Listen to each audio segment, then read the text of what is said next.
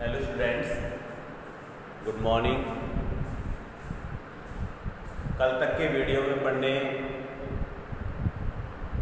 Dry farming और असिंचित खेती के बारे में पढ़ लिया था और असिंचित खेती के राजस्थान में किन किन कारणों के कारण असिंचित खेती को अपनाया जा रहा है, इन सभी के बारे में अपन ने कल चर्चा कर ली। आज पढ़ेंगे अपन फसल चक्र, क्रॉप रोटेशन, फसल चक्र। अब फसल चक्र होता है क्या है? फसल चक्र यानी कोई निश्चित क्षेत्र हो और उसके निश्चित अवधि हो, उसके अंदर किसी निश्चित क्षेत्र में निश्चित अवधि के अंदर फसलों को हेर फेर कर बोना ही क्या कहलाता है? फसल चक्र कहलाता है। यानी कोई निश्चित क्षेत्र है जिसके अंदर और निश्चित अवधि है, उसके अंदर फसलों को हेर फेर कर बोना, जिससे मृदा की जो फर्टिलिटी है, सोइल फर्टिलिटी, मृदा की उर्वरता बनी रहे, उसे क्या कहते हैं? फसल चक्र कहते हैं। डेफिनेशन लिख लो बेटा इसके फसल चक्र के। फसल चक्र के किसी निश्चित क्षेत्र में निश्चित अवधि में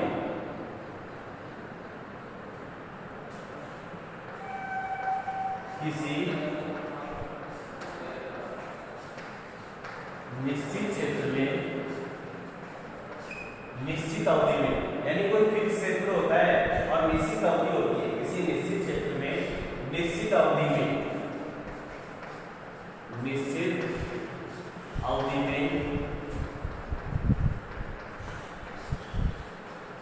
फसलों को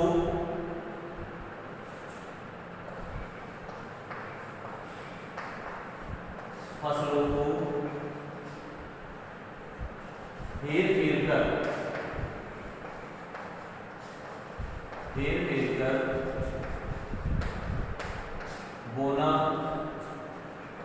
और जिससे यानी हेर फेर कर बोएंगे, जिससे क्या रहेगी? जिससे मृदा की उर्वरा शक्ति नष्ट ना हो, जिससे मृदा की उर्वरा शक्ति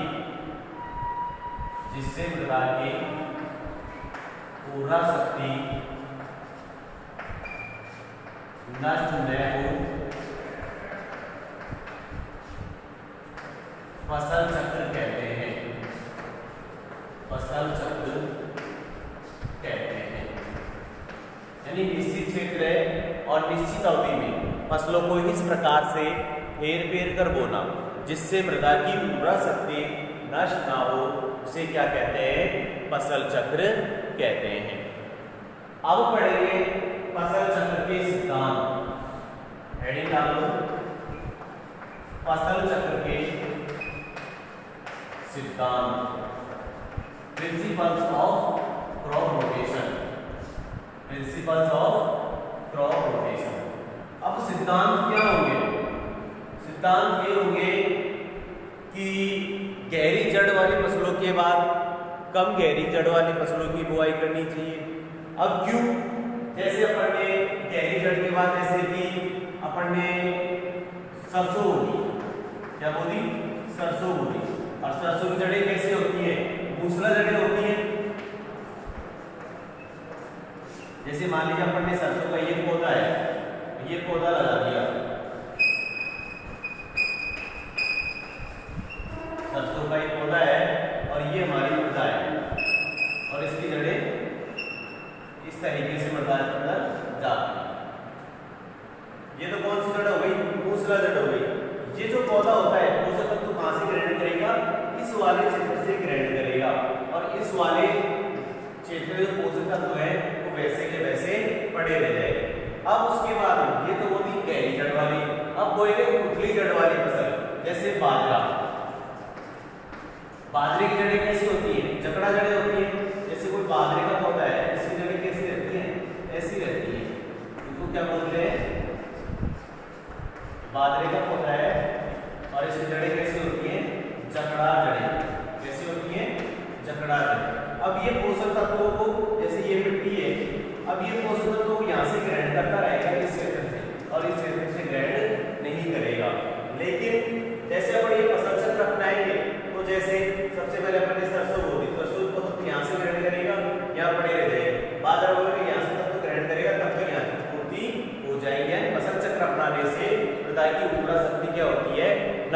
देखिए पहला सिद्धांत लिखो, गहरी जड़ वाली फसलों के बाद, पहला सिद्धांत लिखो, गहरी जड़ वाली फसलों के बाद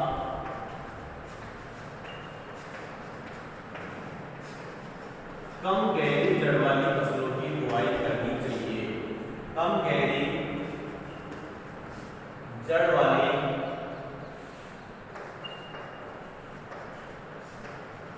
फसलों की बुआई करनी चाहिए। फसलों की बुआई करनी चाहिए। जैसे उदाहरण लिख लो, जैसे कपास गेहूं, सोयाबीन गेहूं, जैसे कपास गेहूं, सोयाबीन गेहूं,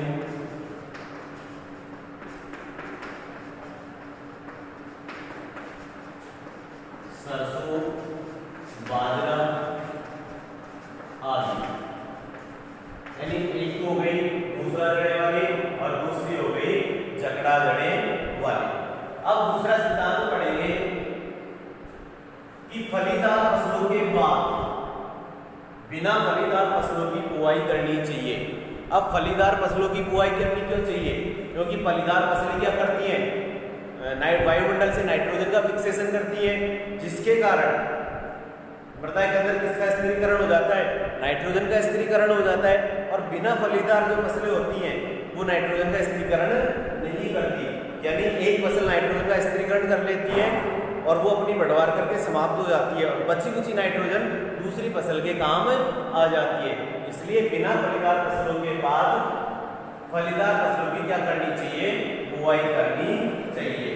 लिख लो दूसरा सिद्धांत, फलीदार फसलों के बाद, फलीदार फसलों के बाद बिना फलीदार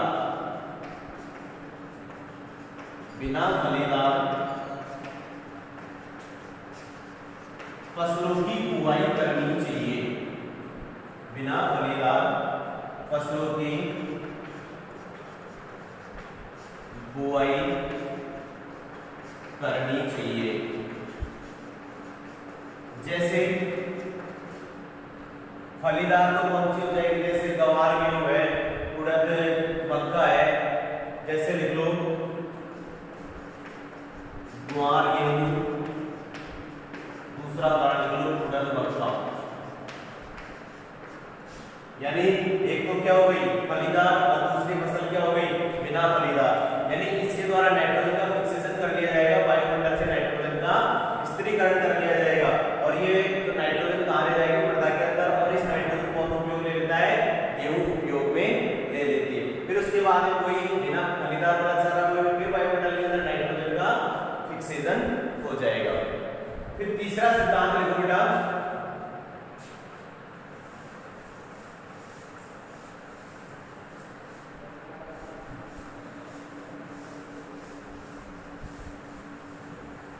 तीसरा सिद्धांत है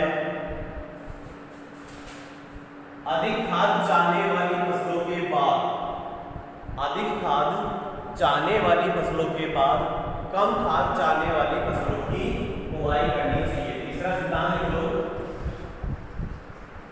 अधिक खाद चाहने वाली फसलों के बाद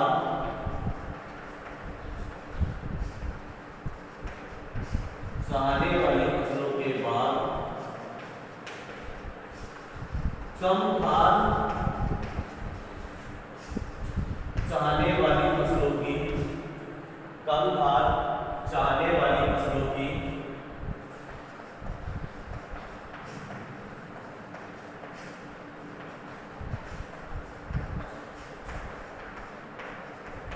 बुआई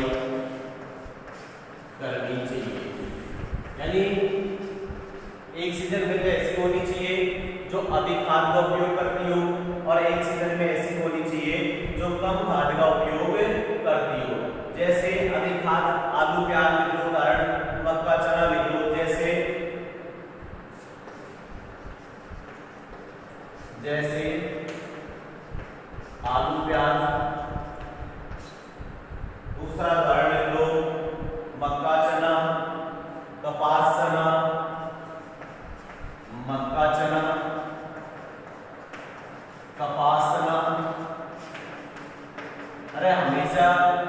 देखा है क्या अपने चने में यूरिया खाद डालते हुए? देखा है क्या? नहीं। कभी भी जो दाल वाली फसलें होते हैं उनके अंदर नाइट्रोजन नहीं दिया जाता है, यूरिया नहीं डाला जाता है, क्योंकि दाल वाली फसलों की जो जड़ें होती हैं उनमें क्या पाई जाती हैं? राइजोबियम ग्रंथियां पाई जाती हैं, जो किसका फिक्सेशन करती है? वायुमंडल से नाइट्रोजन का स्थिरीकरण कर लेती है, इसलिए उनमें नाइट्रोजन देने की आवश्यकता नहीं होती है। अब चौथा सिद्धांत पढ़ेंगे, अधिक जलमान वाली फसलों के बाद, इसके बाद अधिक जलमान वाली फसलों के बाद कम जलमान वाली फसलों की बुआई करना। चौथा सिद्धांत लिख लो,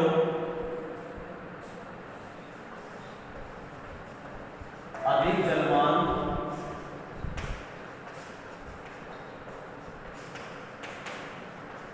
वाली फसलों के बाद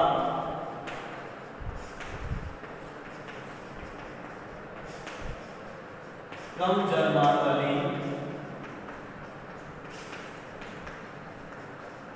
जलमान वाली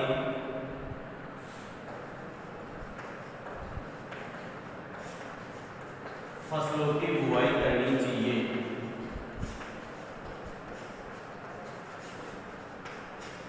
यानी एक सीजन में तो अधिक जल की आवश्यकता चाहने वाली फसलों की बुआई करनी चाहिए और एक में कम जलवान यानी जिसकी वाटर रिक्वायरमेंट कम हो उस फसल की बुआई हमें करनी चाहिए। जैसे आपको उदाहरण लिखा हूं, धान चना है, धान सरसों है, जैसे धान चना, धान सरसों,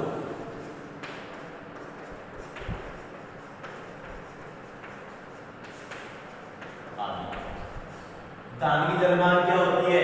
900 से 2500 होती नहीं होती? जलमान कितनी होती है? 900 से 2500। और चने की कितनी होती है? वही 450 से समथिंग इसकी जलमान होती है। यानी सबसे पहले कौन सा चौथा सिद्धांत कौन सा है? अधिक जलमान वाली फसलों के बाद कम जलमान वाली फसलों की बुआई करनी चाहिए। पांचवा सिद्धांत पढ़ेंगे, मृदा चरण को बढ़ावा देने वाली फसलों के बाद, मृदा चरण को बढ़ावा देने वाली फसलों के बाद मृदा चरण अवरोधक फसलों की क्या करनी चाहिए? बुआई करनी चाहिए। देख लो इसमें, मृदा चरण को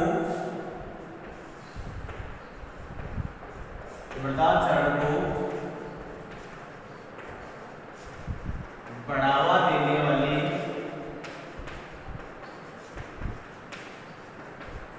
फसलों के बाद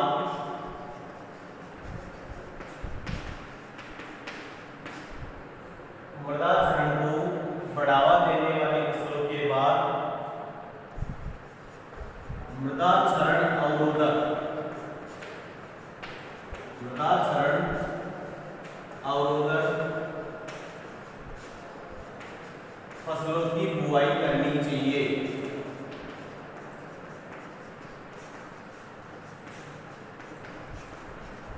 फसलों की बुआई करनी चाहिए, यानी मृदा चरण को बढ़ावा देने वाली फसलों के बाद कैसी फसलों को बुआई करनी चाहिए? मृदा चरण अवरोधक फसलों की क्या करनी चाहिए? बुआई करनी चाहिए। जैसे मक्का बरसीम, जैसे उदाहरण बताऊं, जैसे मक्का बरसीम। छठा सिद्धांत पढ़ेंगे अब,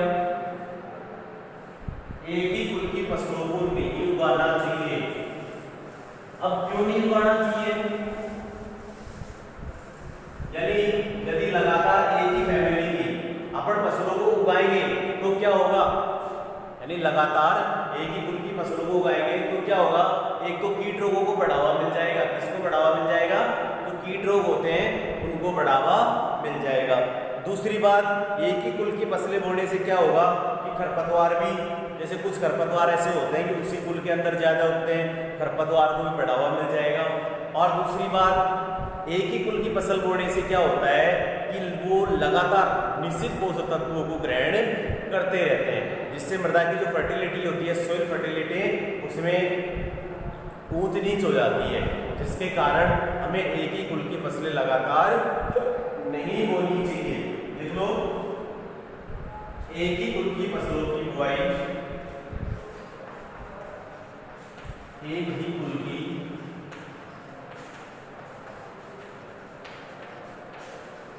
फसलों की बुआई लगातार नहीं करनी चाहिए। एक सिद्धांत ये हो गया।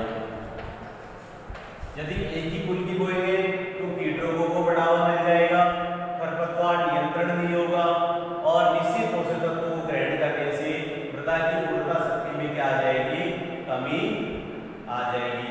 जैसे एक ही कुल की बता दो, जैसे उदाहरण लिख लो, जैसे उड़द है, उड़द सरसों, एक ही तो कुल की है दोनों। सातवां सिद्धांत पढ़ेंगे अपन, फसल चक्र हमेशा इसको ध्यान में रख के बनाना चाहिए, किसान की घरेलू आवश्यकताओं को ध्यान में रख के बनाना चाहिए। लिखो इसमें सातवां पॉइंट, यानी फसल चक्र में ऐसी फसलें सम्मिलित करनी चाहिए जो हमारे दैनिक आवश्यकताओं को पूर्ति करती हो। जैसे कोई सब्जी वगैरह लगा ली है, जैसे अपन ने फसल लगा ली, गेहूं लगा लिया, बाजरा लगा लिया, ये क्या है, हमारी दैनिक आवश्यकता है और इन्हीं को ध्यान में रखते हुए क्या बनाना है, फसल चक्र बनाना है। देख लो अगला पॉइंट, फसल चक्र हमेशा, सातवां सिद्धांत लिख लो, फसल चक्र हमेशा किसान की घरेलू आवश्यकताओं को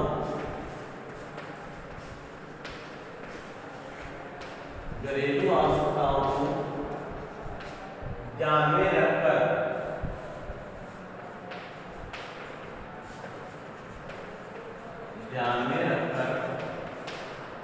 बनाना चाहिए। यानी दैनिक आवश्यकताएं होती हैं, जो घरेलू आवश्यकताएं होती हैं, उनको ध्यान में रख के हमें फसल चक्र बनाना चाहिए। आठवां पॉइंट होगा कि फसल चक्र इस प्रकार से बनाना चाहिए कि क्या नाम से किसान के पास जो भी सुविधाएं हैं, जो भी कृषि यंत्र है, उनका पूर्ण रूप से सदुपयोग हो सके। यानी किसान के पास जो भी कृषि यंत्र है उनका पूर्ण रूप से सदुपयोग हो सके, इस प्रकार का हमें फसल चक्र बनाना चाहिए। ऐसा फसल चक्र ना बना ले क्या नाम से हमारे जो किसान के पास जो यंत्र है वो तो खराब हो जाए और हमें दूसरे यंत्रों की आवश्यकता पड़े, इसलिए अधिक पैसा लगे। इसलिए फसल चक्र ऐसा बनाना चाहिए जो किसान की आवश्यकताओं के, मतलब जो किसान के पास घरेलू यंत्र है उनको आवश्यकताओं को ध्यान में रखते हैं, उनके पूर्ण रूप से उनका सदुपयोग हो सके। फसल चक्र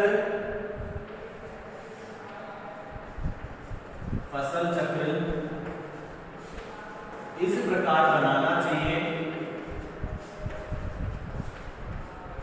इस प्रकार बनाना चाहिए, यानी फसल चक्र को इस प्रकार बनाना चाहिए कि किसान के पास उपलब्ध बनाना चाहिए कि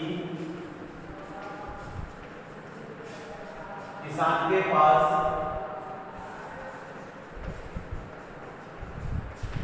उपलब्ध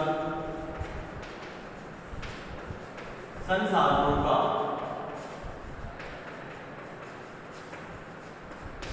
पूर्ण रूप से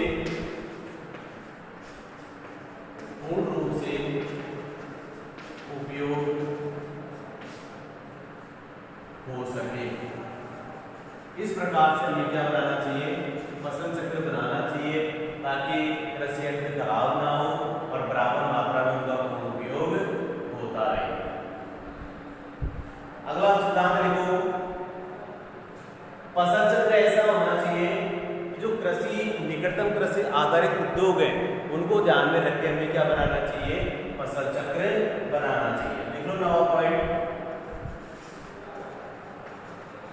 फसल चक्र निकटवर्ती आधारित उद्योगों को ध्यान में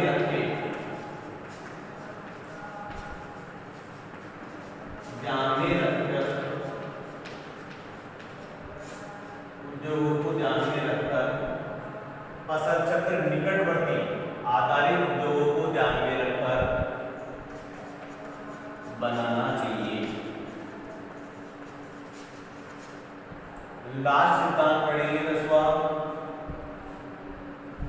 लवणीय मृदाओं हेतु फसल चक्र में लवणता सहनशील वाली फसलों की को भी क्या करना चाहिए, सम्मिलित करना चाहिए। चलिए हमारी मृदा लवणता वाली है, लवण उसके अंदर है, तो ऐसी फसलों में फसल चक्र में जो लवण को सहनशील करती है उन फसलों का क्या करना चाहिए, हमें सम्मिलित करना चाहिए। किसमें, फसल चक्र में। लिख लो, लवणीय मृदाओं हेतु लवणीय मृदाओं हेतु फसल चक्र में लवणीय मृदाओं हेतु फसल चक्र में लवणता सहनशील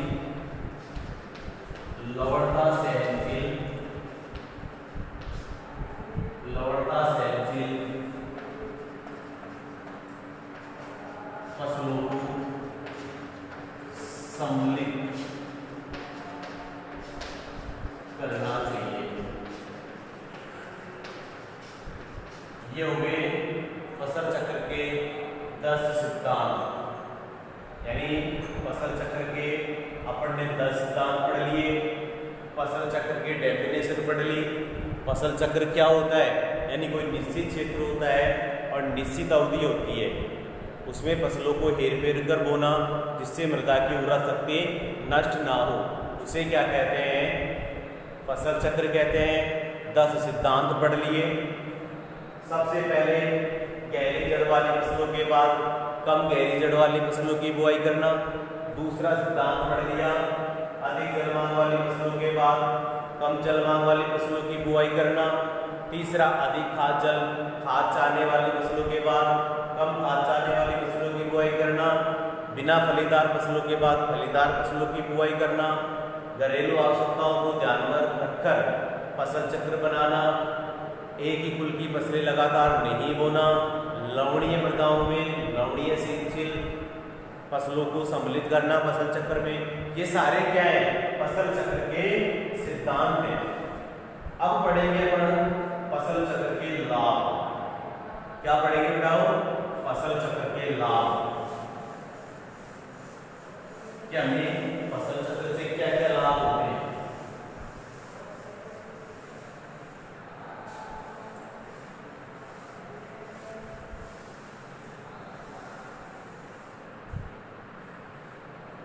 फसल चक्र के लाभ, क्या क्या लाभ हो सकते हैं अपने फसल चक्र के, बताओ बेटा कौन कौन से लाभ हो सकते हैं। फसल चक्र से पहला लाभ तो हमें ये हो जाएगा कि मृदा की उर्वरा शक्ति क्या हो जाएगी, बढ़ जाएगी। पहला लाभ तो ये हो जाएगा। दूसरा लाभ क्या होगा कि मृदा के भौतिक, रासायनिक और जैविक दशा में क्या आ जाएगा, सुधार हो जाएगा। तीसरी बात होगी हमारी घरेलू आवश्यकताओं की पूर्ति होने लग जाएगी। चौथी बात होगी मृदा क्षरण होना बंद हो जाएगा, मृदा क्षरण की रोकथाम हो जाएगी। और पांचवी लाभ ये होगा जो हमारे पास कृषि संसाधन है उनका क्या होगा, पूर्ण रूप से सदुपयोग होने लग जाएगा। उसके बाद अगला जो लाभ है वो मृदा पादप संरक्षण में क्या मिलेगी, हमें सहायता मिलेगी। इस प्रकार से हमें बहुत सारे लाभ हैं इसके फसल चक्र में। इसलिए पहला लाभ लिखो, फसल चक्र से मृदा की उर्वरता शक्ति, मृदा की उर्वरता शक्ति बढ़ जाती है। पहला लाभ तो हमें यही हो गया, मृदा की उर्वरा शक्ति बढ़ जाती है। दूसरा लाभ क्या होगा कि मृदा की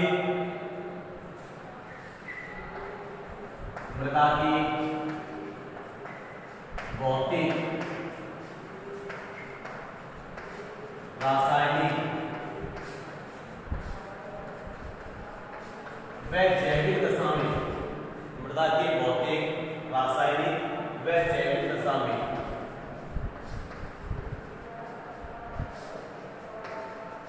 सुधार आ जाता है। सुधार आ जाता है।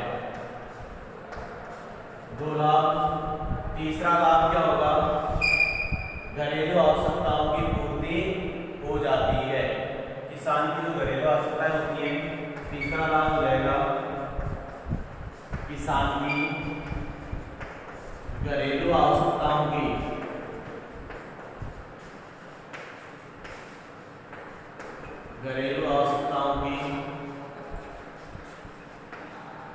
पूर्ति हो जाती है।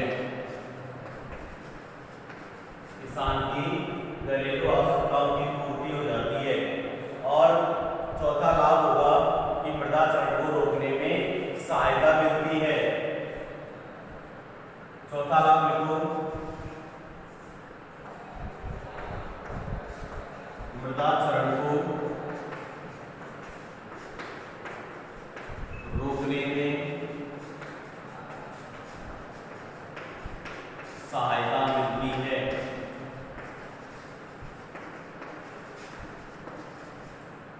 पांचवा पॉइंट होगा,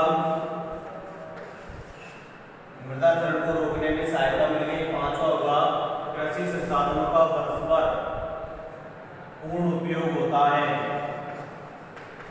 कृषि संसाधनों का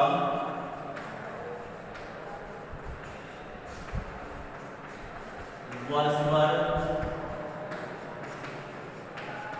पूर्ण उपयोग होता है।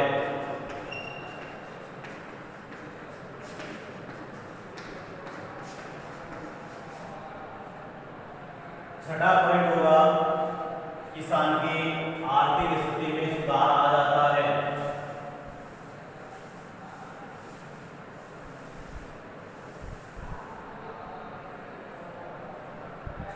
छठा होगा किसान की आर्थिक स्थिति में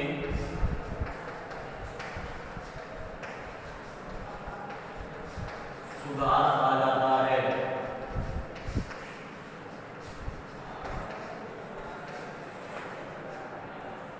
किसान की आर्थिक स्थिति में क्या आ जाता है? सुधार आ जाता है। फसल उत्पादों की गुणवत्ता होती है, उसमें भी क्या हो जाती है? वृद्धि हो जाती है। फसल उत्पादन की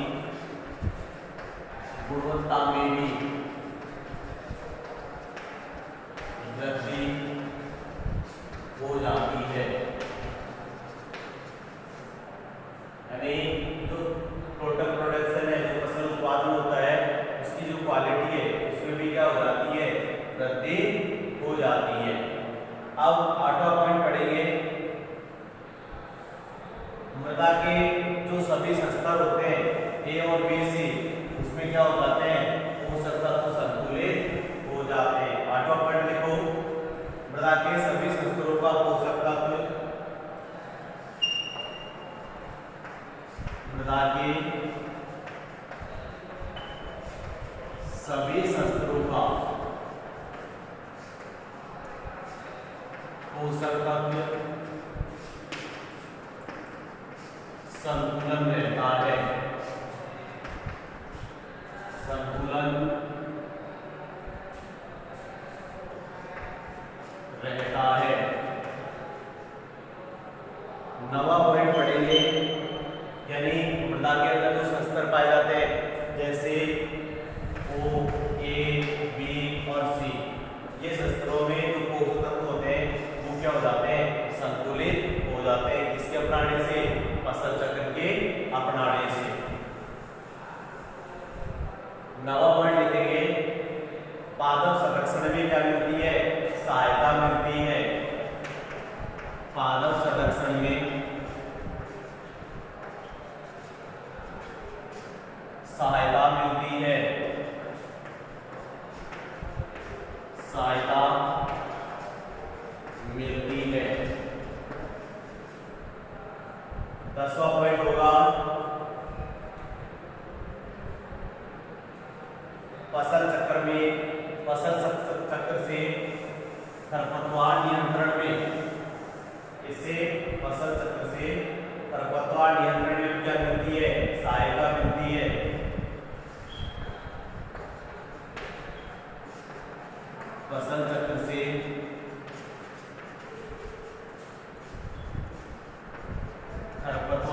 नियंत्रण में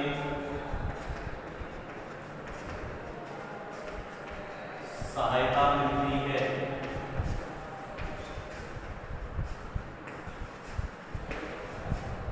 यानी फसल चक्र से किसके नियंत्रण में, खरपतवार नियंत्रण के अंदर क्या मिलेगी, सहायता मिलती है।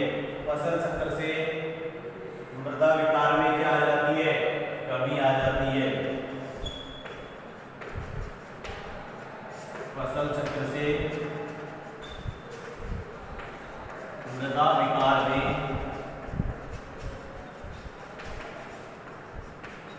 कमी आ जाती है। ये हो गया फसल चक्र के लाभ।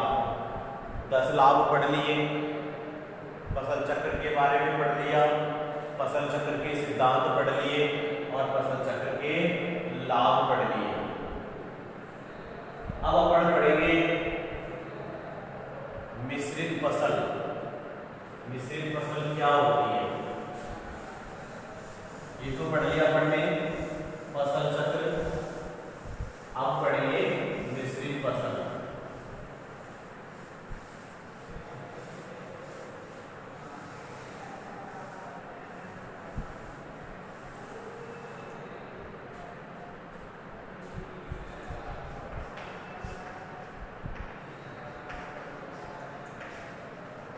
मिश्रित फसल। अब मिश्रित फसल होती क्या है, यानी एक ही सीजन हो, एक ही ऋतु हो और एक ही खेत हो, यानी एक ही ऋतु और एक ही खेत जिसमें एक से अधिक फसलों की बुआई की जाती है, उसे क्या कहते हैं, मिश्रित फसल कहते हैं। आया कुछ समझ? यानी एक ही तो सीजन होता है, यानी एक ही ऋतु होती है और एक ही खेत होता है, उसके अंदर एक से अधिक फसलों की बुआई करते हैं, उसे क्या कहते हैं, मिश्रित फसल कहते हैं। आ गया समझ? एक ही ऋतु है, एक ही खेत है, उसके अंदर एक से अधिक फसलों की बुआई करनी है, उसे क्या कहते हैं, मिश्रित फसल कहते हैं। जैसे एक ही ऋतु प्लस एक ही खेत प्लस एक से अधिक फसल, एक से अधिक फसल, इनकी फसल की बुआई करना ही क्या कहलाता है, क्या कहलाएगा, बुआई करना ही क्या कहलाएगा, मिश्रित फसल कहलाएगा। एक ऋतु एक ही खेत जिसमें एक से अधिक फसलों की बुआई करेंगे तो उसे क्या कहते हैं, मिश्रित फसल कहते हैं। लिखो डेफिनेशन, एक ही ऋतु में एक ही खेत में, एक ही ऋतु में एक ही खेत में एक ही ऋतु में एक ऋतु में एक ही खेत में एक ही खेत में एक से अधिक, दो या एक साथ, दो या दो से अधिक, एक ऋतु में एक ही खेत में दो या दो से अधिक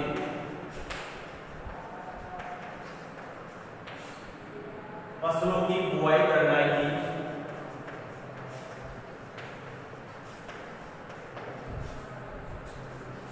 फसलों की बुआई करना ही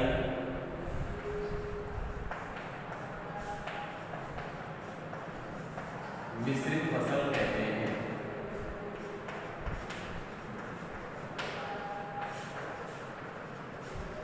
क्या कहते हैं, मिश्रित फसल कहते हैं। यानी एक ही ऋतु है, एक ही खेत है, उसमें दो या दो से अधिक फसलों की बुआई करना मिश्रित फसल कहते हैं। अब पढ़ेंगे मिश्रित फसल को दो भागों में डिवाइड किया गया है। कितने भागों में डिवाइड किया गया है, दो भागों में। पहले तो होगा यानी मिश्रित फसल के प्रकार,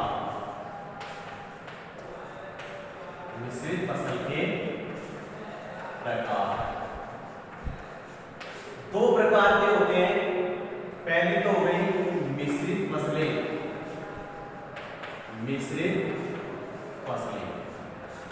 मिश्रित फसलें का मतलब यही होता है कि इन फसलों की जो कटाई का समय होता है वो एक रहता है, यानी एक जैसा रहता है।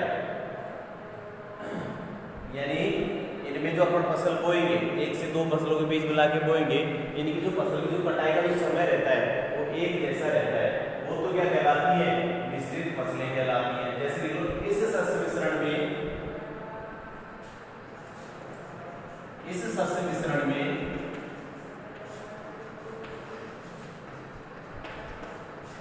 फसलों की बुआई,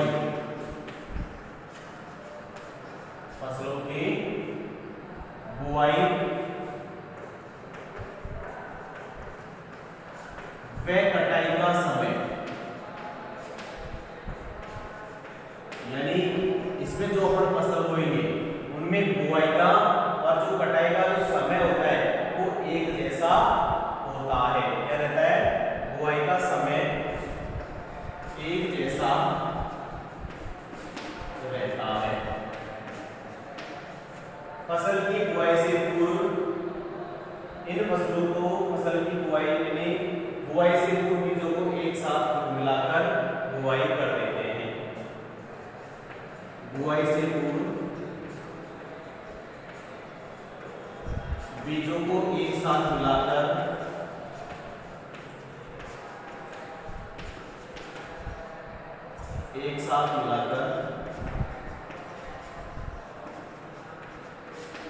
बुआई कर देते हैं। बुआई कर देते हैं। मिश्रित फसल क्या होती है? इनमें कटाई का समय और बुआई का समय एक जैसा रहता है और दो बीजों को आपस में मिला के बुआई कर दी जाती है। अब दूसरा प्रकार पढ़ेंगे इसका, अंतःशस्य खेती। दूसरा प्रकार क्या है इसका? अंतःशस्य खेती। दूसरा प्रकार पढ़ो इसका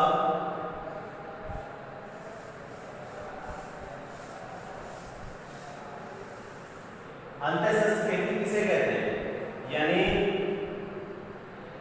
इसमें क्या होता है कि उसके अंदर, मिश्रित फसल के अंदर तो अपने को बीजों को मिलाया है और इनकी फसल की बुआई का और कटाई का समय क्या रहता है? एक जैसा रहता है। लेकिन अंतःशस्य जो खेती होती है, जो इसका दूसरा प्रकार है, दूसरा प्रकार डालो अंतःशस्य खेती। जो इसका दूसरा प्रकार है, इसमें क्या होगा? फसलों की जो बुआई होगी वो किसमें होगी? कतारों में होगी, लाइनों के अंदर होगी और इनकी जो कटाई का समय होता है वो एक जैसा नहीं होता है। वो खेती क्या कहलाती है? अंतःशस्य खेती कहलाती है। आगे समझ, यानी इसके अंदर क्या करते हैं कि दो या दो से अधिक जो फसल होते हैं उनके बीजों को कतारों में बोते हैं। जैसे कतारों में कैसे? जैसे दो पंक्ति को मक्का की बो दी, उसके बाद दो पंक्ति उड़द की बो दी, इस प्रकार से बुआई करते हैं। मक्का की कटाई का समय अलग, उड़द की कटाई का समय अलग। इस खेती को क्या बोलते हैं? अंतःशस्य खेती बोलते हैं। लिख लो इसके बारे में। इस विधि में दो या दो से अधिक, इस विधि में दो या दो से अधिक, इस विधि में दो या दो से अधिक फसलों की बुआई, इस विधि में दो या दो से अधिक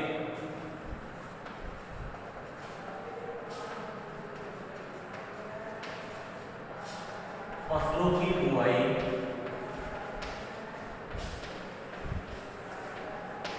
पंक्तियों में, इसमें पंक्तियों में की जाती है, पंक्तियों में की जाती है। इन फसलों की कटाई का समय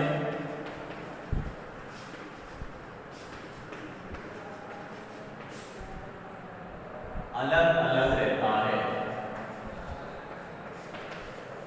अलग अलग रहता है। जैसे आपको उदाहरण देता हूं, मक्का, उड़द। जैसे मक्का प्लस उड़द, यानी 2 कतार तो मक्का के बीजों की बो दी और 2 कतार उड़द के बीजों की। मक्का की कटाई का समय अलग, उड़द की कटाई का समय अलग। वो खेती क्या कहलाती है?